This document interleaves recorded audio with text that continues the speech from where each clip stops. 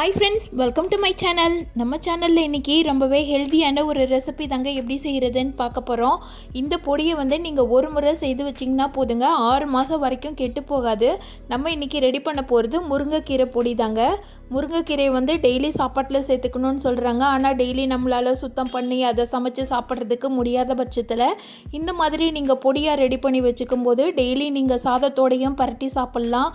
அந்த மாதிரி இட்லி தோசைக்கு சைடிஷாகவும் வச்சு சாப்பிட்லாங்க. இது கூட கொஞ்சமாக நல்லெண்ணெய் சேர்த்து சாப்பிடும்போது டேஸ்ட்டு ரொம்பவே அருமையாக இருக்கும். கீரையே சாப்பிடாத பசங்களுக்கும் சரி, பெரியவங்களுக்கும் சரி, இந்த மாதிரி பொடியாக செய்து வைக்கும்போது எல்லாருமே விரும்பி சாப்பிடுவாங்க. டெய்லி ஒரு ஸ்பூன் சாப்பிட்டா கூட போதுங்க.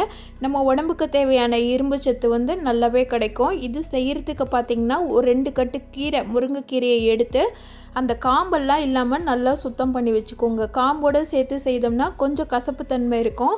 அதனால் காம்பு துளி கூட இல்லாமல் வெறும் கீரையை மட்டும் தனியாக சுத்தம் பண்ணி எடுத்து வச்சுக்கலாம். இதில் சின்ன சின்ன பூச்சியெல்லாம் இருக்கும். அதனால் தண்ணியில் நல்லா 2லேருந்து 3 முறை கழுவிட்டு தான் இதை ரெடி பண்ணி வைக்கணும்.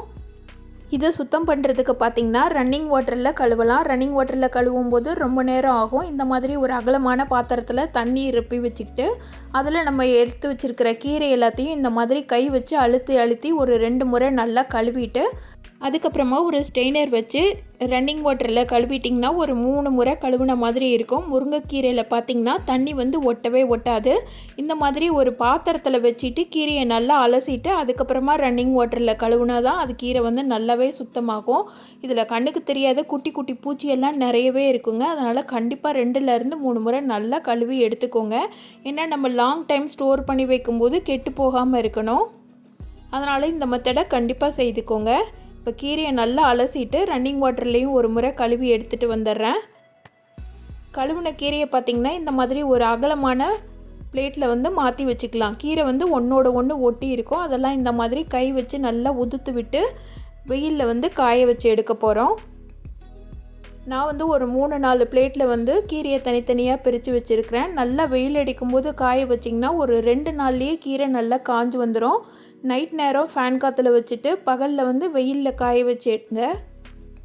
பாருங்கள், கீரை இந்த அளவுக்கு நல்லா காஞ்சு வந்திருக்கணும். கையில் எடுத்து நொறுக்கி பார்த்தோன்னா நல்லா சூப்பராக நொறுங்கி வரணும், கரகரன்னு இருக்கணும். நான் நல்லா வெயில் அடிக்கும்போது காய வச்சுருந்தேன். ஒரு 2 நாள்லேயே நல்லா காஞ்சு வந்துருச்சு.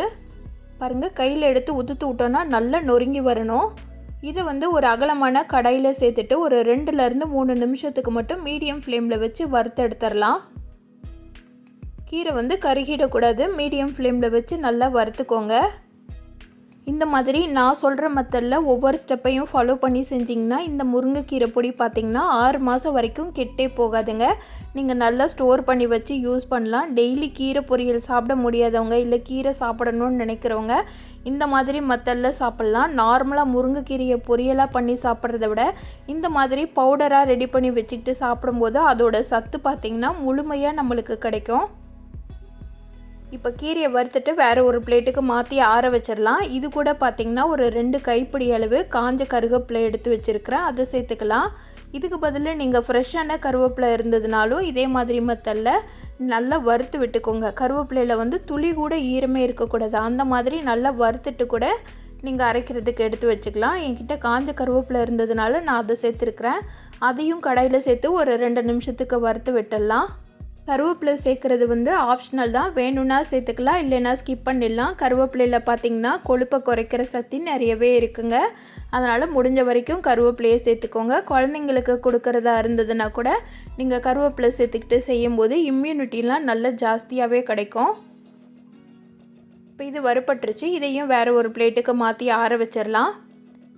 இப்போ கடாயில் 2 ஸ்பூன் அளவு கடலைப்பருப்பு சேர்த்துருக்குறேன். இது ஒரு 50 கிராம் அளவு இருக்கும். ஈக்குவல் குவான்டிட்டி உளுந்தம்பருப்பு சேர்த்துக்கோங்க. 2 ஸ்பூன் அளவு கடலைப்பருப்பு எடுத்திங்கன்னா 2 ஸ்பூன் அளவு உளுந்தம்பருப்பு எடுத்துக்கிட்டு உளுந்தும் கடலைப்பருப்பும் நல்லா வறுபட்டு வரணும்.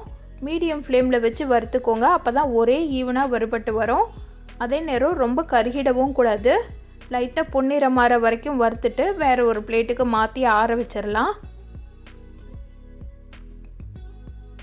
அதே கடாயிலேயே 1.5 ஸ்பூன் அளவு மிளகு சேர்த்துருக்குறேன். நான் இன்றைக்கி காஞ்ச மிளகாய் எதுவுமே காரத்துக்கு சேர்க்கலை.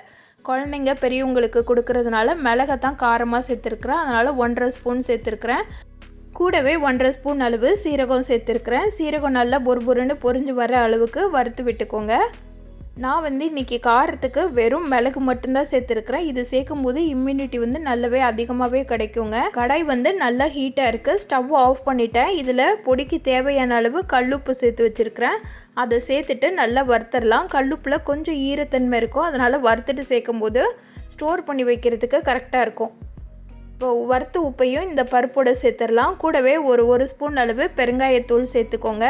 பெருங்காயத்தூளை வந்து வறுக்க வேண்டாம். நம்ம பருப்பு மிளகு இதெல்லாம் வறுத்து வச்சுருக்குறோம்ல, அதில் ஹீட்டாக இருக்கும்போதே நான் பெருங்காயத்தூளை சேர்த்துட்டேன். அந்த ஹீட்லேயே பார்த்திங்கன்னா எல்லாமே நல்லா மிக்ஸ் ஆகி வந்துடும். இப்போ இது எல்லாத்தையுமே நல்லா ஆற வச்சாச்சு. ஆற வச்சுட்டு மிக்ஸி ஜாரில் சேர்த்துக்கலாம். மிக்ஸி ஜார் பார்த்திங்கன்னா துளி கூட ஈரமே இருக்கக்கூடாதுங்க. நல்லா வெயிலில் காய வச்சு எடுத்து வச்சுக்கோங்க. அதில் நம்ம வறுத்து வச்சுருக்கிற பொருள் எல்லாத்தையும் சேர்த்து பல்ஸில் வச்சு ஒரு சுற்றி எடுத்திங்கன்னா ஓரளவுக்கு கொரகொரப்பாக இருக்கும். பாருங்கள், இந்த மாதிரி அரைச்சி எடுத்துக்கலாம். இதுக்கப்புறமா நம்ம வறுத்து வச்சுருக்கிற கீரை கருவேப்பிலை எல்லாத்தையும் கொஞ்சம் கொஞ்சமாக சேர்த்துக்கலாம். ஜார் கொள்கிற அளவுக்கு சேர்த்து சுற்றி எடுத்துக்கோங்க. பல்ஸில் வச்சு சுற்றி எடுத்திங்கன்னா கரெக்டாக அரைப்பட்டு வரும். ஃபுல் மோடில் வச்சு அரைக்க வேண்டாம். பல்ஸில் வச்சு ஆஃப் பண்ணி போட்டுடுங்க. நல்லா நைஸாக பொடியாக அரைப்பட்டு வந்துடும்.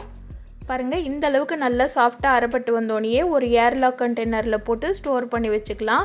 இந்த பொடி பார்த்திங்கன்னா 6 மாதம் வரைக்கும் கெட்டே போகாதுங்க.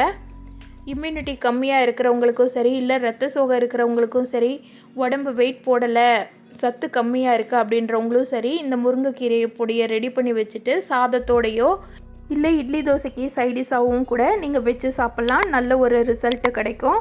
ஒரு கரண்டி குழம்பு ஊற்றினீங்கன்னா 1 ஸ்பூன் அளவு இந்த முருங்கைக்கீரை பொடியை போட்டு பசைஞ்சு சாப்பிட்டு பாருங்கள். டெய்லி சாப்பிட்றதுக்கு ஏற்ற ஒரு சத்தான கீரை பொடினே சொல்லலாங்க. கண்டிப்பாக ட்ரை பண்ணி பாருங்கள். ட்ரை பண்ணி பார்த்துட்டு எப்படி இருந்துச்சுன்னு சொல்லிவிட்டு கமெண்ட் பண்ணுங்கள். இந்த வீடியோ பிடிச்சிருந்ததுன்னா இந்த வீடியோவுக்கு லைக் பண்ணி மறக்காமல் சேனலை சப்ஸ்கிரைப் பண்ணிவிடுங்க. Thank you friends.